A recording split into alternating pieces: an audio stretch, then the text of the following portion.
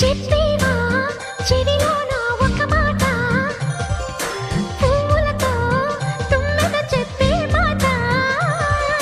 నీ చిరునవ్వు సాక్షిగా తాజ్ మహల్ నాదట, నీ పెదవంచు సాక్షిగా షాజహాను నేనట. నీ తీయని ప్రేమకి నా పెదవే నజరానా, నీ బయటకి నేనిక బానిసనే నెరజానా.